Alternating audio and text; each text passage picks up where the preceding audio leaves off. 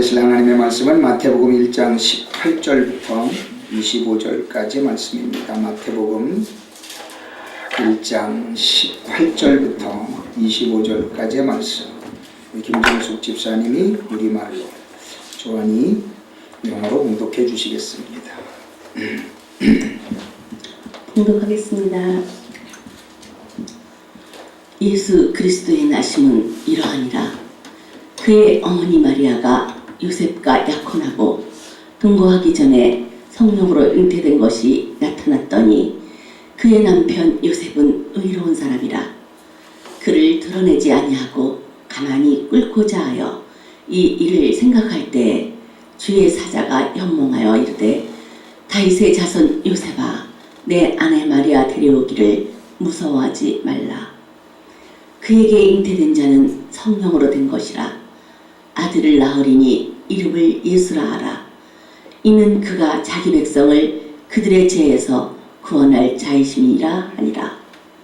이 모든 일이 된 것은 주께서 선지자로 하신 말씀을 이루려 하심이니, 이르시되 보라, 처녀가 잉태하여 아들을 낳을 것이요 그의 이름은 임마누엘이라 하리라 하셨으니, 이를 번역한즉 하나님이 우리와 함께 계시다 함이라. 요셉이 잠에서 깨어 일어나 주의 사자의 분부대로 행하여 그의 아내를 데려왔으나 아들을 낳기까지 동침하지 아니하더니 나음에 이름을 예수라 하니라. 아멘. Bible reading Matthew chapter 1 verse 18 to 25. His mother Mary was pledged to be married to Joseph, but before they came together, she was found to be with child through the Holy Spirit. Because Joseph, her husband, was a righteous man and did not want to expose her to the public disgrace, he had in mind to divorce her quite quickly. But after he had considered this, an angel of the Lord appeared to him in a dream and said, Joseph, son of David, do not be afraid to take Mary home as your wife, because what is conceived in her is from the Holy Spirit. She will give birth to a son, and you are to give him the name Jesus, because he will save his people from their sins. All this took place to fulfill what the Lord had said through the prophet. The virgin will be with child and will give birth to a son, and they will call him Emmanuel, which means God with us. When Joseph woke up, he did what the angel of the Lord had commanded him and took Mary home as his wife. But he had no union with her until she gave birth to a son, and he gave him the name Jesus. Amen. 미국의 어느 주에서는 메리 크리스마스라고 하는 인사를 못하도록 주 법에 결정이 됐답니다. 그리고 십자가도 달지 못하도록 결정했답니다. 종교 자유, 남의 종교를 침해하지 말아야 된다는 인권에 기초해서 그 주에서는 메리 크리스마스를 성탄절에 못한답니다. 그리고 심지어 학교에 십자가를 걸고 갔던 어떤 초등학교 교사는 법정 구속이 됐답니다. 이게 과연 종교의 자유를 주장하고 보장하는 자유국가 미국에서 할 수 있는 일일까? 우리는 생각해 보지 않을 수가 없습니다. 제가 이 말씀을 드리는 이유는 대한민국에서도 우리가 먼저 택함받은 하나님의 백성들이 기도하지 않고 신앙으로 깨어있지 않으면 머지않아 우리나라에도 그런 법이 제정될 가능성이 분명히 있습니다. 그렇게 되면 여러분들은 성탄절날 메리 크리스마스 인사 못하고요, 십자가를 목에 걸고 다녔다고 법정 구속될 수도 있고요, 길거리에서 전도하다 보면 현장 체포될 수도 있습니다. 이런 일이 일어나고 난 뒤에는 이 땅에 신앙적인 탄압이 있고 난 뒤에 예수님께서 재림하실 때가 오게 되는 것을 우리는 성경의 여러 부분들을 통해서 알 수가 있습니다. 이 말씀을 드린다고 우울해하지 마십시오. 여러분들이 그만큼 영적으로 하나님 앞에 깨어 기도하는 백성들이 되어지기를 하나님께서 원하시기 때문에 우리에게 필요한 영적인 하나님의 자녀들로서의 사명을 감당해야 됨을 우리가 깨달아 알아야 하기 때문에 드리는 말씀입니다. 그리고 이 땅에 예수님께서 오신 이 기쁜 날, 예수님이 오신 것을 핑계 삼아 마음껏 즐기고 타락하고자 아무런 죄의식 없이 모든 이들과 함께 죄의식을 헌신짝처럼 내어버리고 부어라 마셔라 춤추자 놀자 마음껏 타락하는 그런 밤으로 삼았던 어젯밤의 일들을 저는 설교 준비를 하는 동안 이 가슴에서 무언가가 해결되지 못한 그 아픔 때문에 설교 준비를 하는 내내 자판이 오타가 나고 가슴속에서 뭔가 터지지 못하는 그 아픔 때문에 나 혼자만의 생각일까? 나 혼자만 이런 미련한 생각 속에 빠져 있는 걸까 하는 의문심에 나 스스로를 다시 한번 뒤돌아보고 했던 아쉬운 시간이었습니다. 오늘의 말씀 제목인 이 땅에 오신 예수님이라고 하는 제목을 한번 생각해 보면서 과연 제가 했던 갈등이 이 말씀을 하나하나 짚어보면서 우리가 이 땅을 살아가면서 과연 우리가 신앙생활을 하는 이유가 무엇이며 내가 예수님을 믿는 이유가 무엇이며 또 그리고 우리가 예수님이 우리의 인생에 얼마나 값진 분인가, 그 예수님을 우리 인생의 주님으로 모시기 위해 우리는 예수님을 어떻게 이해해야 될까 하는 것에 대해서 한번 생각해 볼 수 있는 시간이 되기를 원합니다. 첫 번째로 우리가 오늘 읽어드린 본문의 말씀 중에 23절을 한번 생각해 보게 되면 첫 번째로 우리가 생각할 수 있는 것이 하나님의 능력으로 이 땅에 예수님께서 오신 분이다라는 것을 보게 됩니다. 23절은 이렇게 이야기하죠.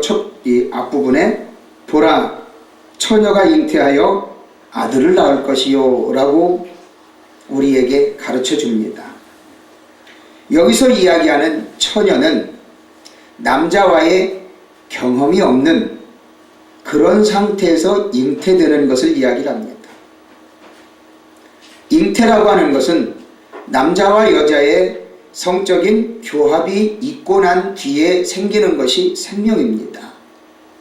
그런데 성경에서 이야기하는 처녀가 잉태했다라고 하는 것은 마리아가 나중에 고백하듯이 내가 남자를 알지 못하는데 어찌 그런 일이 있을 수 있겠습니까? 라고 천사에게 반문하듯이 마리아는 남자와의 성적인 교합이 없이 임신하게 될 것을 듣게 됩니다. 바로 이것이 하나님께서 우리에게 보여주시는 하나님의 능력으로 이 땅에 오시는 예수님의 모습을 우리에게 예고하고 가르쳐 주시는 것을 보게 됩니다.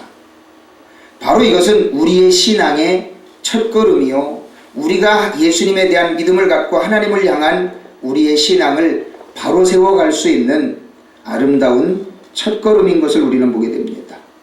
바로 이 동정녀를 통해 남자와의 관계가 전혀 없는 그런 동정녀를 통해 기적으로 잉태하는 그 기적을 통해서 예수님은 이 땅에 오십니다. 이것을 우리가 영적으로 생각해 보게 되면 인간 생명의 주권자는 하나님이시다라고 하는 것을 우리에게 분명하게 가르쳐주는 의미입니다. 죽이기도 하고 살리기도 하시는 그 하나님의 능력, 그 능력을 통해서 우리는 이 땅에 예수님이 오심을 분명히 보게 되죠. 하나님은 이 땅에 인간을 당신의 손으로 직접적으로 만드신 생명의 주권자이십니다. 믿으시면 아멘. 이 하나님이 우리를 이 땅에 지으신 과정을 우리는 분명히 창세기를 통해서 이미 다 알고 있는 내용입니다. 이미 다 알고 있는 내용을 간략하게 말씀드리면 이렇습니다. 창세기 2장 7절에서는 하나님이 아담을 먼저 지으시죠. 즉 남자를 먼저 짓습니다. 여호와 하나님이 땅의 흙으로 사람을 지으시고 생기를 그 코에 불어넣으시니 사람이 생명이 된지라 라고 말씀하십니다. 창세기 2장 20절부터 23절까지를 보게 되면 그 남자를 돕는 배필로 여자를 만드십니다. 그 갈빗대 하나를 취하고 살로 대신 채우시고 라고 하는 하나님의 창조의 모습 과정을 통해서 여자를 남자를 돕는 배필로 만드십니다. 그러면서 아담에게 데리고 갔을 때 그 아담의 고백은 이는 내 뼈 중에 뼈요 살 중에 살이라 라고 고백합니다. 그러면서 하나님은 이것을 남자에게서 취하였은즉 여자라 부르리라 라고 그 이름을 여자라고 명칭을 하십니다.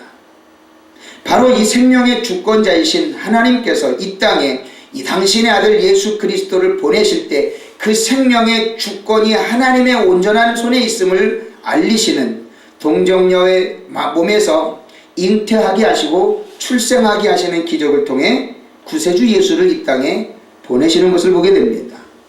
바로 그것을 사도 바울은 로마 교회 교인들에게 하나님에 대한 신앙과 하나님에 대한 주권을 이야기할 때 아브라함을 통한 생명의 주권자였음을 표현하는 모습으로 하는 말씀이 있죠.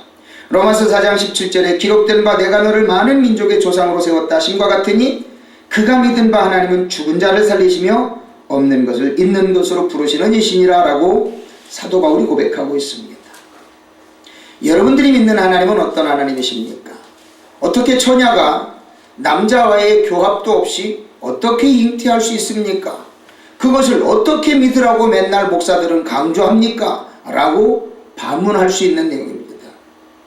그것을 믿지 못할 때 하나님을 믿지 못하고 예수님의 구속의 은혜를 믿지 못하게 되는 것입니다. 당사자인 마리아와 요셉도 처음에 천사들을 통해서 이 소식을 들을 때에는 이것을 믿을 수가 없었습니다. 그 믿지 못하는 사건을 위해서 하나님께서는 예수님보다 6개월 이전에 세례 요한을 잉태하게 하시는 기적을 만들어내시지요. 바로 이 사가랴와 엘리사벳이라고 하는 제사장 부부, 늙은 그 부부를 통해서 세례 요한을 이 땅에 보내십니다. 누가복음 1장 5절부터 7절까지를 보게 되면 잉태하지 못하는 엘리사벳 가정에 대해서 소개를 합니다. 유대왕 헤롯 때에 아비야 바넬의 제사장 한 사람이 있었으니 이름은 사가랴요 그 아내는 아론의 자손이니 이름은 엘리사벳이라. 이 두 사람이 하나님 앞에 의인이니 주의 모든 계명과 규례대로 흠이 없이 행하더라. 엘리사벳이 잉태를 못함으로 그들에게 자식이 없고 두 사람의 나이가 많더라 라고 소개를 합니다. 나이 많은 늙은 제사장 사가랴와 그의 나이 많은 아내 엘리사벳이 나이가 많은 데다가 자녀가 없다라고 이야기를 합니다. 그런데 하나님께서는 그에게 가정을 통해서 자녀를 약속하고 있는 것을 보게 됩니다. 누가복음 1장 13절부터 20절까지를 보게 되면 제사장 사가랴에게 늙은 사가랴에게 아들을 약속하는 천사의 소식을 전해줍니다. 천사가 그에게 이르되 사가랴여 무서워하지 말라. 너의 간구함이 들린지라. 내 아내 엘리사벳이 네게 아들을 낳아주리니 그 이름을 요한이라 하라. 너도 기뻐하고 즐거워할 것이요 많은 사람도 그의 태어남을 기뻐하리니 이는 그가 주 앞에 큰 자가 되며 포도주나 독한 술을 마시지 아니하며 모태로부터 성령의 충만함을 받아 이스라엘 자손을 주 곧 그들의 하나님께로 많이 돌아오게 하겠습니다. 그가 또 엘리야의 심령과 능력으로 주 앞에 먼저 와서 아버지의 마음을 자식에게 거스르는 자를 의인의 슬기에 돌아오게 하고 주를 위하여 세운 백성을 예비하리라. 사가랴가 천사에게 이르되 내가 이것을 어떻게 알리오? 내가 늙고 아내도 나이 많으니이다. 천사가 대답하여 이르되 나는 하나님 앞에 서 있는 가브리엘이라. 이 좋은 소식을 전하여 네게 말하라고 보내심을 받았노라. 보라, 이 일이 되는 날까지 네가 말 못하는 자가 되어 능히 말을 못하리니 이는 내가 내 말을 믿지 아니함이거니와 때가 이르면 내 말이 이루어지리라 하더라. 사가랴는 하나님을 섬기는 제사장이었음에도 불구하고 천사가 와서 네 늙은 나이에 너 아들 보게 할 거야 라고 이야기를 하는데도 불구하고 나도 늙고 아내도 늙었는데 어떻게 그거를 믿을 수 있겠습니까? 그 일이 가능합니까? 라고 물어볼 때 천사는 내가 하나님의 명령을 받고 온 천사 가브리엘인데 네가 안 믿으면 되겠니? 네가 믿게끔 내가 네 아들 날 때까지 내가 너 말 못하게 해놓을게. 그러면서 천사는 사가랴에게 벙어리가 될 것을 명령합니다. 그러자 사가랴는 세례 요한이 태어날 때까지 말을 못하는 벙어리로 지내는 그런 기적을 체험합니다.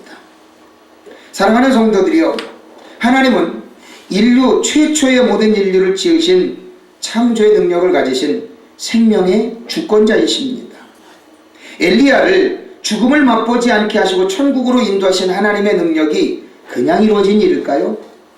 아브라함에게 100세의 자녀를 주신 그 능력이 우연일까요?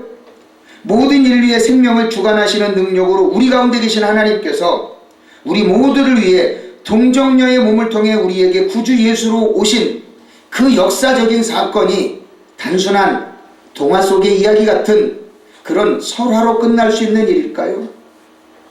예수님은 우리를 위해 하나님의 거룩하신 생명의 주권자의 능력을 가지고 이 땅에 오실 때 동정녀 마리아의 몸을 통해 인간적인 육체의 교합 없이 성령의 잉태함을 따라서 이 땅에 오신 하나님의 놀라운 아들이심을 우리는 분명히 믿게 된다라고 하는 사실입니다. 구약에서는 창조의 능력을 믿을 때 하나님을 향한 믿음이 시작되듯이 신약에서는 동정녀 탄생이라고 하는 이 기적적인 사건을 우리가 믿을 때 우리는 구원의 역사를 믿고 영생을 얻을 수 있는 믿음의 시작이 된다라는 사실을 우리는 분명히 기억해야 합니다. 아니 어떻게 하나님이 말 한마디로 천지를 창조했대? 그걸 어떻게 믿는데? 라고 하는 사람들은 동정녀의 몸에서 예수님이 탄생했다라는 것 자체도 믿을 수 없는 건 당연하지요.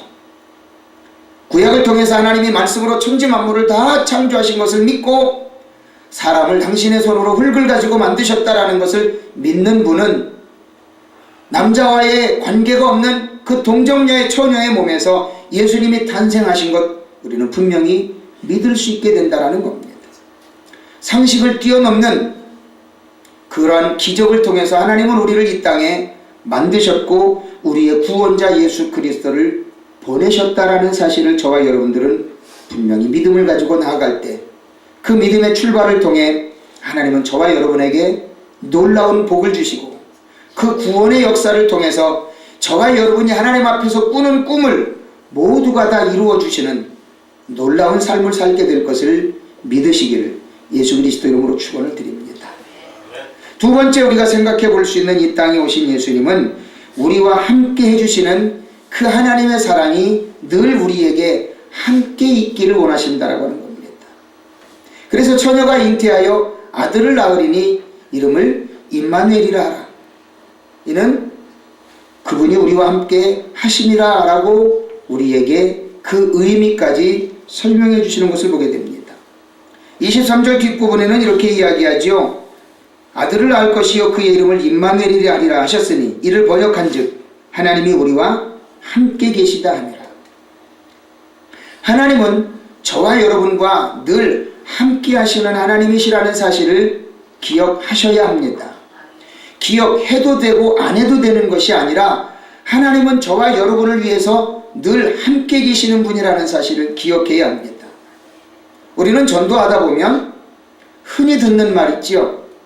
하나님 보여주면 믿을게 라고 하는 원천적인 원론적인 반문과 대변을 하는 사람들이 있습니다.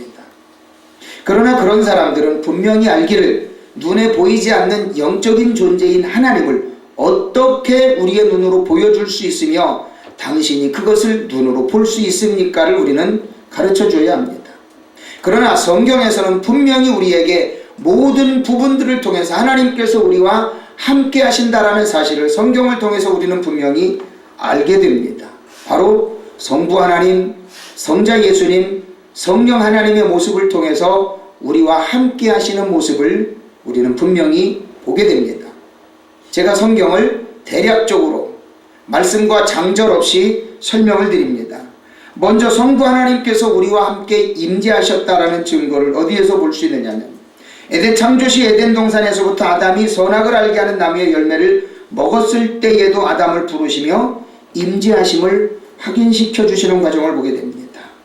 또한 아브라함을 불러 민족을 선택하실 때부터 그의 자손들과 함께 하실 것을 약속하시고 그들을 번성케 하시는 모든 과정까지라도 하나님은 이스라엘 백성들과 함께 하셨던 사실을 우리는 성경을 통해 보게 됩니다. 특히 모든 하나님의 백성들이 속죄를 위한 피의 제사 가운데 하나님은 특히 그 가운데 더 정확하게 임재하셨음을 모든 백성들에게 보여주시는 것을 보게 됩니다.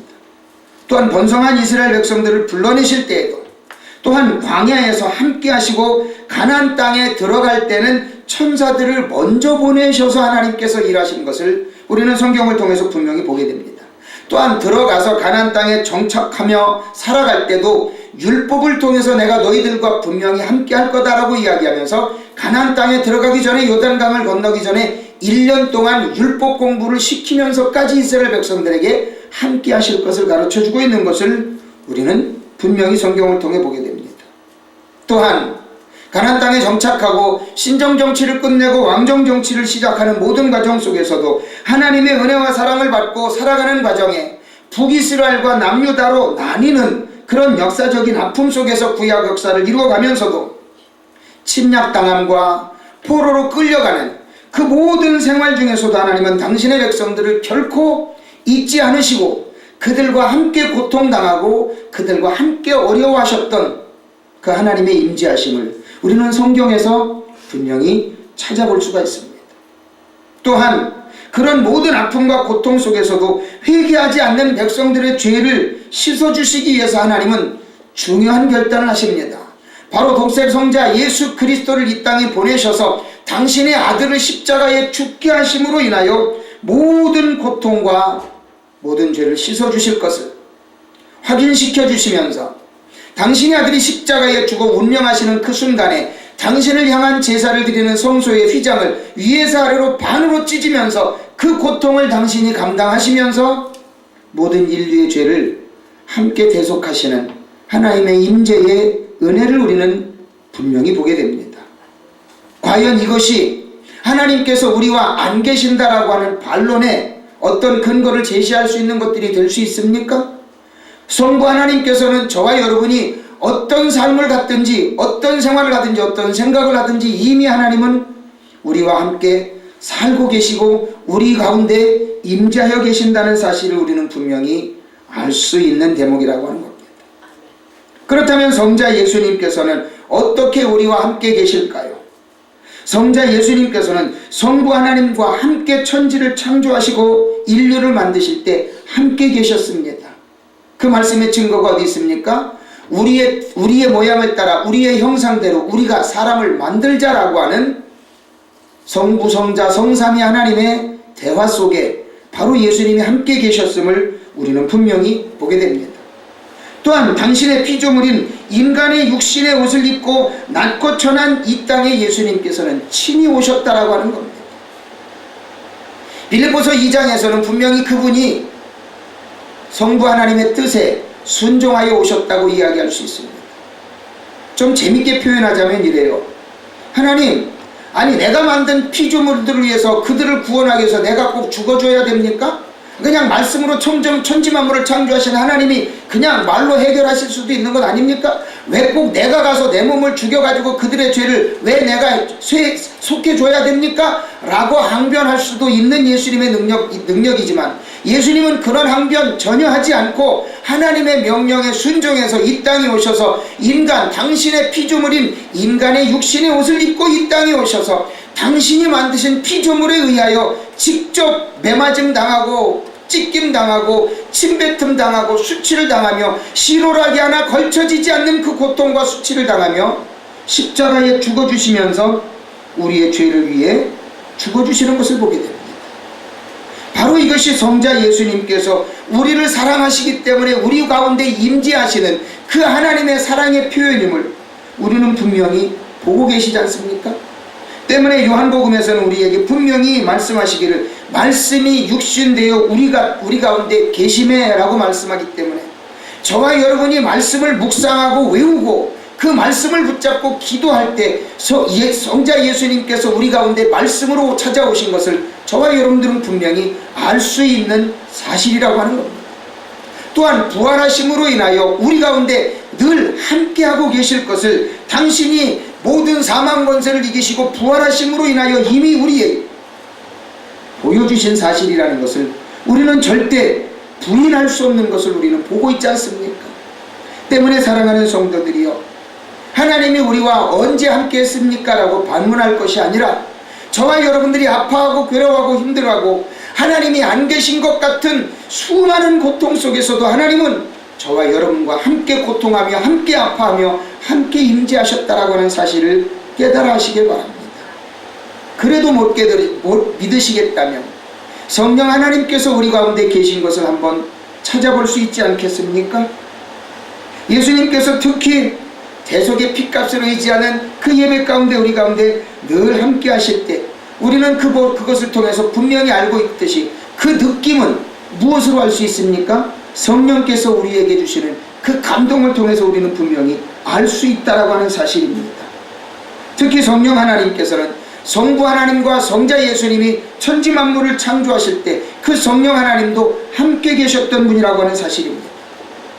더더욱이 우리가 기억해야 할 것은 예수님께서 십자가에 고통당하실 때 성부 하나님도 그 고통에 함께 동참하셨고 성령 하나님도 함께 탄식하시면서 그 십자가에서 고통당하시는 예수님과 함께 하셨다라고 하는 사실입니다. 또한 성부 하나님의 창조의 섭리와 성자 예수님의 그 대속의 은혜를 증거하시는 아름다운 사역, 우리 마음 가운데 믿게 하시는 그 사역을 성령 하나님께서는 직접 감당하고 계신 분이 바로 성령님이라고 하는 사실입니다. 때문에 저와 여러분들이 하나님 앞에 올바른 삶을 살기 위해서, 성결한 삶을 살기 위해서, 하나님 앞에 아름다운 삶을 살기 위해서, 믿음을 지키기 위한 삶을 살기 위해 몸부림칠 때 저와 여러분의 마음 가운데 함께 찾아와 주시고 저와 여러분의 생활 속에 함께 계시면서 저와 여러분의 삶을 인도하시고 저와 여러분이 하나님 앞에 드리는 그 예배를 주관하기 위해서 저와 여러분의 마음 가운데, 시간 가운데, 생활 가운데 함께하고 계시는 분이 바로 성령 하나님이시라고 하는 사실입니다. 하나님 앞에 어떻게 하면 더 신실한 예배를 드릴까? 하나님 앞에 어떻게 하면 더 아름다운 예배를 드릴까? 어떻게 하면 하나님 앞에 더 성결하고 진실되고 아름다운 예배를 드릴까? 여러분들이 몸부림칠 때 성령 하나님은 저와 여러분의 열정 가운데 함께하고 계신다는 사실을 우리는 분명히 깨달아 알아야 된다라고 하는 겁니다. 또한 그 성령 하나님께서는 예수님께서 재림하실 때까지 우리의 믿음을 지키기 위해 영적인 몸부림치며 이 땅에서 하나님의 영광을 가리지 않기 위하여 저와 여러분들이 힘쓰고 했을 때 성령 하나님께서 지혜를 주시고 능력을 주시면서 저와 여러분들이 어떤 갈등과 고민과 핍박과 어려움 가운데 있다 할지라도 그 믿음을 놓지 않도록 함께 해주시는 분이 바로 성령님이시라는 것을 저와 여러분은 성경 여러 곳을 통해서 분명히 알 수 있는 내용들이라고 하는 겁니다. 또한 특히 성령께서 가장 강하게 역사하시고 성령께서 가장 크게 임재하실 때는 어떨 때입니까? 하나님을 향한 신령한 예배를 꿈꾸고 그것을 여러분들이 소망할 때 성령 하나님 우리의 심령과 육체를 분명하게 주관하고 계신다라고 하는 사실을 저와 여러분 매번 신령한 예배를 통해 분명히 체험했던 일 아닙니까? 때문에 사랑하는 성도들이여, 하나님이 우리와 임재하고 계신다는 것을 어떻게 알 수 있습니까? 라고 반문하지 말고 성부 하나님께서 성경을 통해서 우리에게 가르쳐 주셨던 여러 가지 사건들, 성자 하나 예수님께서 우리를 위하여 이 땅에 오셔서 피 흘리고 대속하신 그 은혜를 생각하면서 성령 하나님께서 그 성부 하나님의 사역과 성자 예수님의 그 아름다운 구속의 사역을 내 마음 가운데 오셔서 증거하시며 예배를 주관하실 때 분명하게 깨닫고 그 성삼위 하나님과 늘 함께 동행하는 아름다운 삶을 살아가시기를 예수 그리스도의 이름으로 축원을 드립니다. 마지막 세 번째로 이 땅에 오신 예수님이 우리 가운데 어떤 모습으로 계시며 우리가 그것을 지켜갈 수 있는 방법은 무엇일까를 한번 생각해 본다면 24절과 25절을 보면서 우리가 깨달아 알아야 할 것이 있습니다. 우리는 분명히 성결한 삶을 지켜가야 합니다. 24절과 25절을 우리 함께 합독으로 한번 해보십니다. 24절과 25절 시작. 요셉이 잠에서 깨어 일어나 주의 사자의 분부대로 행하여 그의 아내를 데려왔으나 아들을 낳기까지 동침하지 아니하더니 나음의 이름을 예수라 하니라. 아멘. 요셉이 마리아를 데려오지 않았던 이유와 마리아를 데리고 왔던 그 모습 속에서 순종할 수 없는 상황 속에서도 순종하는 마리아와 요셉의 모습을 보면서 우리가 얼마만큼 성결한 삶을 살아야 되는가, 우리의 생활 속에서 주님을 향한 성결한 모습이 우리에게는 어떤 모습으로 필요한지를 한번 생각해 보길 원합니다. 먼저 마리아를 살펴봅니다. 누가복음 1장에서는 마리아와 요셉의 개인적인 성품과 성향과 그들의 행동을 아주 자세하게 기록합니다. 누가복음 1장에서는 그것을 증거할 때 먼저 1장 5절부터 25절까지는 세례 요한이 늙은 제사장 사가랴와 아내 엘리사벳의 사이에서 하나님의 은혜를 힘입어 잉태하는 소식이 기록되어져 있습니다. 그리고 26절부터 30절까지는 천사가 영육간의 성결한 처녀, 즉 이 마리아가 그냥 단순하게 처녀로서만 살았던 것을 이야기하는 것이 아니라 하나님 앞에 영적으로 육적으로 성결한 처녀였음을 가르쳐줍니다. 그 대목이 28절과 30절에는 은혜를 받은 자여 라고 하는 대목을 통해서 우리는 그 증거를 찾을 수가 있습니다. 왜냐하면 단순하게 그냥 여자로서의 어떤 육체적인 성결만을 지킬 때는 하나님께서 과연 이 여인을 택했을까라고 하는 의문을 해봅니다.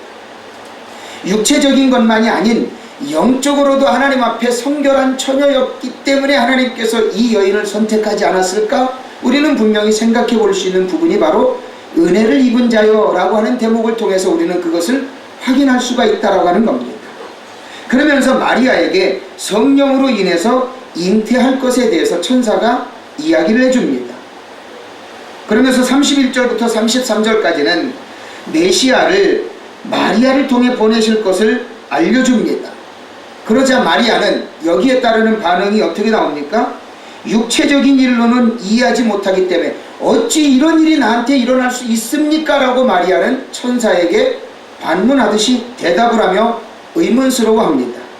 그러자 35절부터 37절까지는 어떻게 그 이야기들이 나올까요? 바로 성령께서 능력으로 일하실 것을 알려줍니다.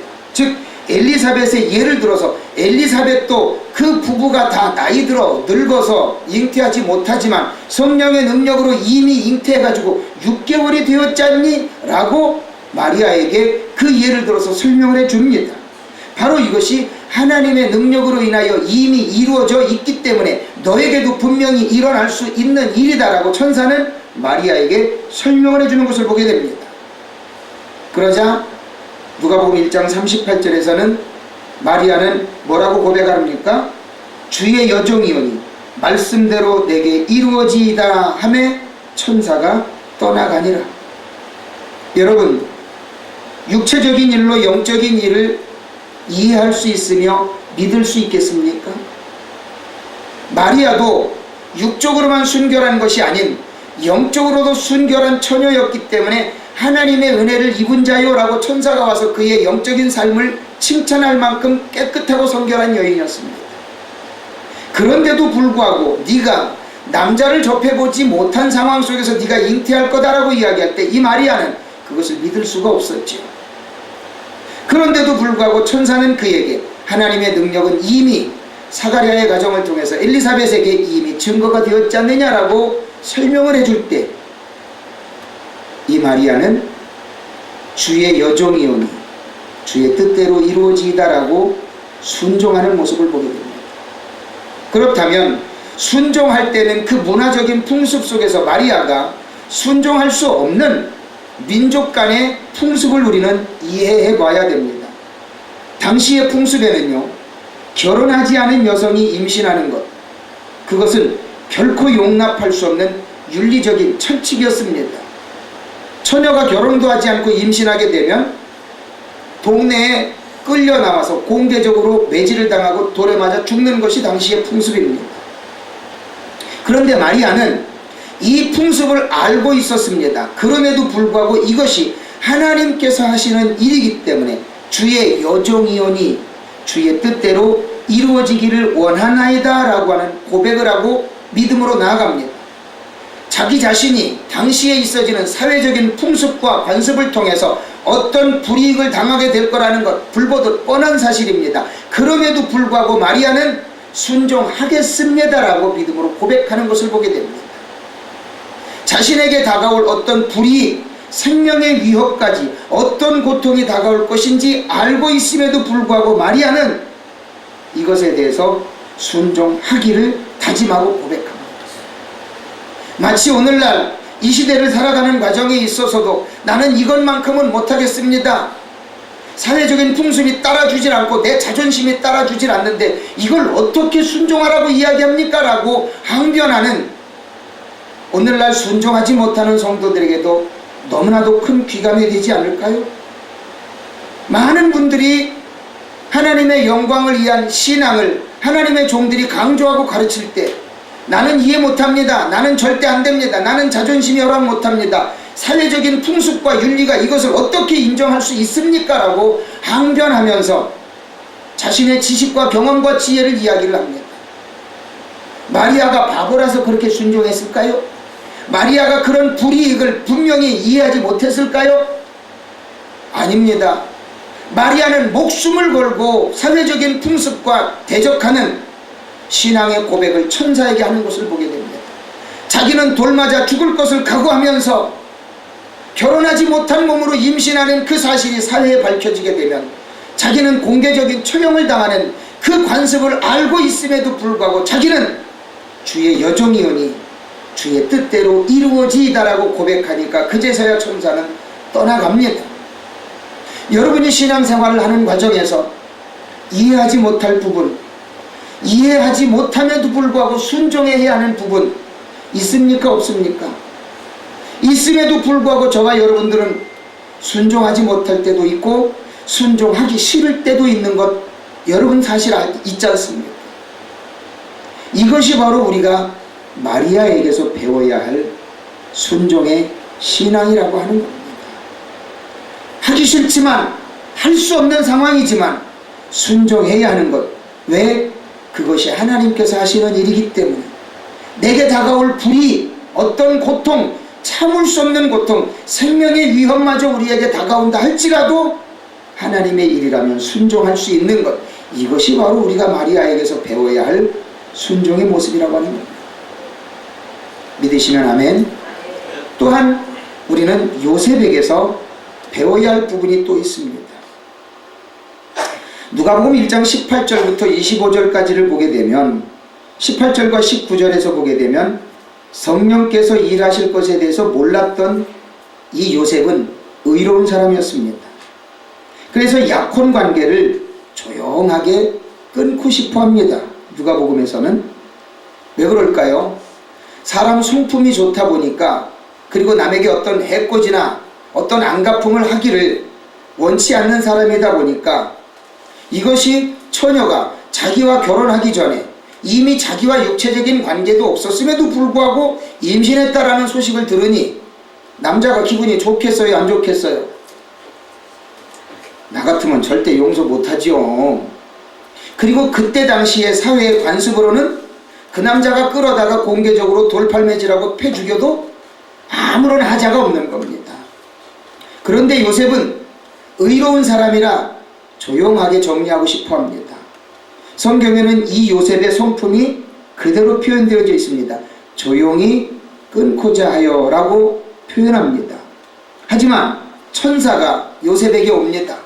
요셉에게 와서 이것이 인간의 육체적인 일로 이루어진 것이 아니라 바로 성령 하나님께서 이 일을 하셨다라고 하는 인류 구원을 위한 하나님의 거룩하고 성스러운 계획이 진행되어지는 일이라는 것을 알게 됩니다. 그리고는 마리아를 데리고 옵니다. 바로 이것이 요셉의 성품입니다.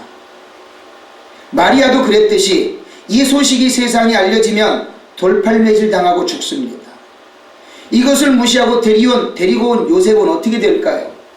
관습을 따르지 않았다는 이유로 인하여 이 사람도 함께 매질당하고 돌에 맞아 죽을 수도 있고, 행여나 산다 해도 그는 유대적인 관습을 무시했던 사람이기 때문에 따돌림 당할 수도 있는 인생입니다. 그럼에도 불구하고 요셉은 이것을 모두가 다 무시하고 하나님께서 원하시는 아름다운 구속의 사역, 인류 구원의 일들을 위해서 요셉은 출생 시기까지 하나님께서 약속하신 그 결혼 관계를 통해 마리아와 동침하지 않습니다. 이 과정을 우리가 한번 생각해 보게 되면 어떤 육체적인 욕심을 우리는 누릴 자격이 부부간의 관계에서는 하나님께서 약속하신 거기 때문에 얼마든지 할 수 있습니다. 그러나 요셉은 이 잉태라고 하는 자체가 인간적인 관계를 통해서 이루어진 것이 아니라 하나님의 거룩한 인류 구원의 역사를 위하여 성령께서 하신 일임을 알고 이 거룩한 아기가 출생하기까지 법적으로 보장된 이 아내와 육체적인 관계를 갖지를 않습니다. 저와 여러분들은 이것을 무엇으로 이해할 수 있습니까? 내 마누라인데, 내가 결혼한 내 여자인데 라고 하는 생각 그는 하지 않았습니다. 하나님의 거룩한 일과 세상적인 일을 그는 분명히 분별할 줄 아는 사람이었다라고 하는 겁니다. 그래서 하나님께서 약속하셨고 하나님께서 명령하신 그 일을 진행할 때 자기 인간의 육체적인 모든 생각과 육체적인 욕심을 절대 접목시키지 않는 성결한 삶을 살았다라고 하는 겁니다.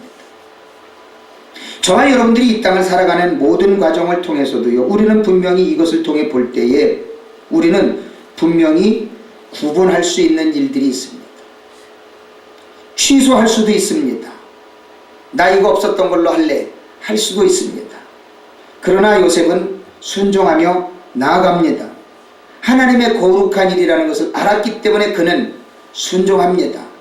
남자로서의 자존심도 없었을까요? 아니지요. 남자로서의 자존심도 분명히 작용했을 겁니다. 그러나 그는 하나님의 거룩한 사역이기에 순종합니다. 그리고 결혼 생활을 통해서 기꺼이 자기 자신이 감내해야 할 이 인내와 육체적인 욕심을 자기는 분명히 참아갑니다. 이것이 하나님께서 우리가 이 땅을 살아가는 동안에 영적인 일과 육적인 일에 있어서의 분명한 분별력을 남자든 여자든 분명히 감내해야 할 부분들을 우리에게 교훈하고 있다라고 하는 사실입니다. 오늘날 많은 사람들이 이런 것에 대한 분별력이 없기 때문에 하나님의 일과 세상적인 일을 분별을 못하고 욕심들을 냅니다. 교회 안에서 물질적인 욕심을 내기도 하고요, 교회 안에서 성적인 욕심을 내고 사건을 일으키기도 합니다. 이것이 교회 안에서 이루어져야 할 일입니까? 하나님의 거룩한 일들을 감당한다는 사람들이, 자기 자신은 하나님 앞에 깨끗하다라고 자부하는 백성들이 과연 이런 문제를 일으킬 수 있는 일들이 마리아와 요셉 같은 분명한 성경을 의식과 또한 하나님의 영광을 위한 거룩한 믿음이 있는 자들이라면 이런 일들이 분명히 있을 수 있는 일이겠습니까? 우리는 이러한 일들을 통해서 분명히 영적으로 내가 하나님의 영광을 위한 일이라면 육체적인 손해를 감수하면서라도 인내할 수 있는 어떤 개인적인 노력이 나 자신을 죄악으로부터 지켜내고 하나님의 거룩함을 이루어갈 수 있는 하나님의 아름다운 도구, 영적인 도구, 믿음의 도구가 될 수 있다는 사실을 우리는 한번 진지하게 생각해 봐야 되고, 저와 여러분이 주님 앞에 힘써서 기도해야 할 부분이라고 하는 사실을 우리는 분명히 기억해 봐야 합니다. 저는 슬픈 소식들을 자주 듣습니다. 어느 교회에서는 이런 일이 있었고 어느 교회에서는 이런 일이 있었고, 그런 슬픈 소식을 들을 때마다 저는 가슴이 아픕니다. 저는 굉장히 좀 예민한가 봐요. 그런 얘기를 듣게 되면요, 이런 생각이 몇 달 며칠씩을 머릿속에서 떠나지를 않아요. 저만 예민해서 그런 건가? 다른 분들은 그냥 다 흘려버리고 듣는다고 넘어간다고 이야기를 하는데, 저는 그런 얘기를 듣고 나면 막 제 가슴이 터질 것 같고 그것이 몇 달 며칠씩을 머리에서 맴돌아요. 심지어 어떤 분은 자기 담임 목사가 교회에 있는 돈을 좀 사용했던 부분이 좀 불분명해졌다고 교회에서 끌어낼 때 헤드락을 걸어서 담임 목사를 바깥으로 교회 밖으로 끌어냈다라고 하는 얘기도 들었어요. 그 얘기를 들을 때요, 제 가슴이 너무너무 무너지는 거예요. 어떤 분들은 성도가 성도 간에 성적인 문제를 일으켜서 사건이 터졌다고도 이야기하고요. 어떤은 교역자들과 성도들 간에 성적인 문제가 일어났다고도 얘기도 나오고요.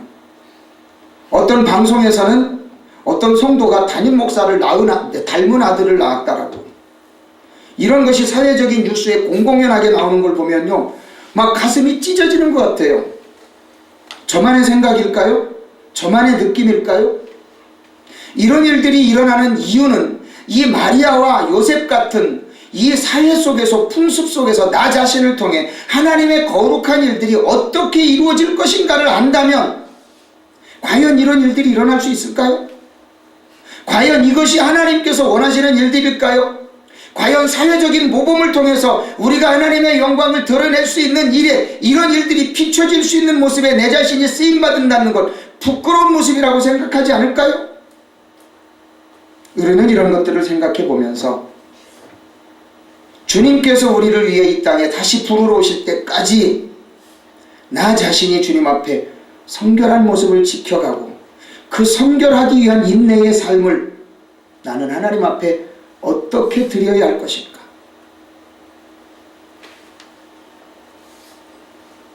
제가 선교사님 중에서도 그래도 가장 존경하는 임승원 선교사님은 선교 초기에 가가지고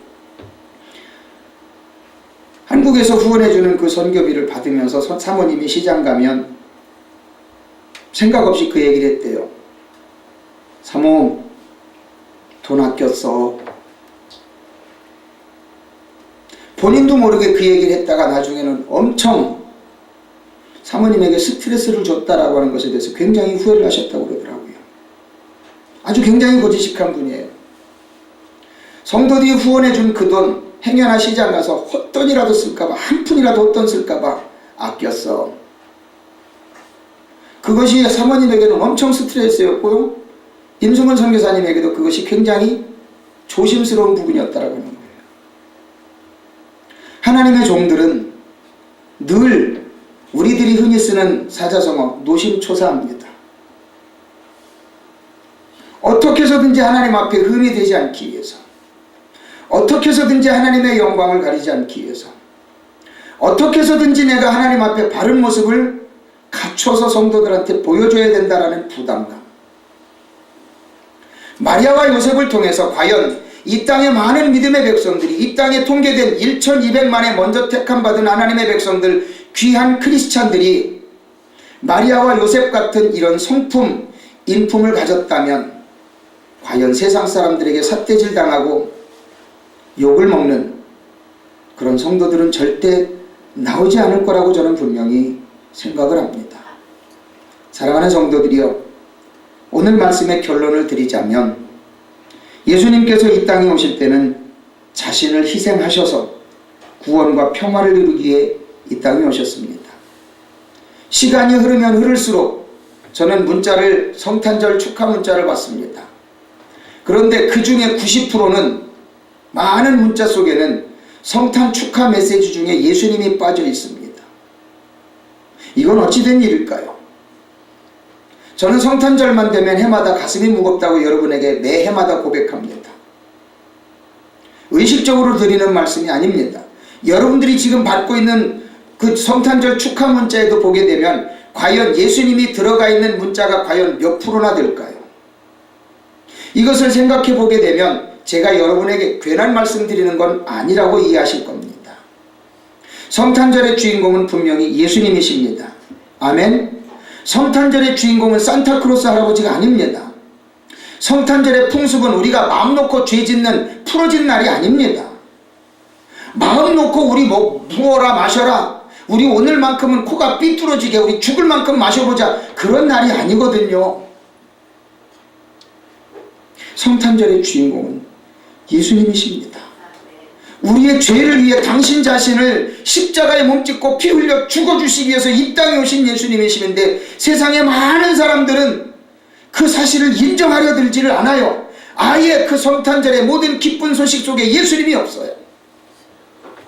제가 말씀드렸죠. 저 현수막 준비할 때도요, 시안을 달라고 그랬더니 몇 가지 샘플을 보내주는데 예수님이 탄생한 이 내용이 들어간 시안이 하나도 없어요. 그래서 집사님, 성탄절 현수막에는 예수님 탄생하시는 모습이 있어야만 됩니다라고 보냈더니 저걸 보냈어요. 딱 하나, 예수님이 마구간에서 탄생하시고 축하받는 저 모습. 기독교 문화 속에서도 예수님이라는 분을 찾기가 어려운 이 시대에 과연 저와 여러분들은 가슴속에 예수님을 모시고 살며 예수님이 이 땅에 오신 이유를 분명히 기억하십니까? 빌립보서 2장 5절 12절을 오늘 결론의 말씀으로 읽어드립니다. 너희 안에 이 마음을 품으라. 곧 그리스도 예수의 마음이니 그는 근본 하나님의 본체시나 하나님과 동등됨을 취할 것으로 여기지 아니하시고 오히려 자기를 비워 종의 형체를 가지사 사람들과 같이 되셨고 사람의 모양으로 나타나사 자기를 낮추시고 죽기까지 복종하셨으니 곧 십자가에 죽으시니라. 이러므로 하나님이 그를 지극히 높여 모든 이름 위에 뛰어난 이름을 주사 하늘에 있는 자들과 땅에 있는 자들과 땅 아래에 있는 자들로 모든 무릎을 예수 이름에 꿇게 하시고 모든 입으로 예수 그리스도를 주라 시인하여 하나님 아버지께 영광을 돌리게 하셨느니라. 그러므로 나의 사랑하는 자들아, 너희가 나 있을 때뿐 아니라 더욱 지금 나 없을 때에도 항상 복종하여 두렵고 떨림으로 너희 구원을 이루라. 항상 복종하여 두렵고 떨림으로 너희 구원을 이루라 라고 하는 말이 우리에게 어떤 의미를 줄까요? 나를 위해 죽어주시기, 나의 죄를 씻어주시기 위해서 죽어주시기 오신 그 예수님이 내 안에 없으면 두렵고 떨리는 복종하는 마음이 있을 수가 없습니다. 그리고 주님께서 재림하실 때까지 그 믿음을 지키는 것, 그것을 구원을 이루라고 하는 표현입니다. 주님께서 나를 부르러 오실 때까지 나는 이래서 믿음 생활 못하겠고, 나는 이래서 시험 들었고, 나는 이래서 절대 하나님 앞에 못 나가겠고, 나는 도저히 이것은 이해 못하겠고 라고 하는 생각, 우리는 가져서는 안 된다고 하는 겁니다. 그것이 구원을 이루라고 하는 명령입니다. 사도 바울은 빌립보 교회 교인들에게 항상 복종하여 두렵고 떨림으로 너희 구원을 이루라라고 명령을 합니다. 권면이 아닙니다. 명령입니다. 그리고 너희 안에 이 마음을 품으라. 예수 그리스도의 순종과 희생과 헌신을 품으라라고 명령합니다. 이 아름다운 신앙, 이 아름다운 예수님의 모습 늘 간직하면서 늘 예수님의 이름으로 승리하는 아름다운 삶을 사시기를 예수 그리스도 이름으로 축원을 드립니다. 기도하겠습니다.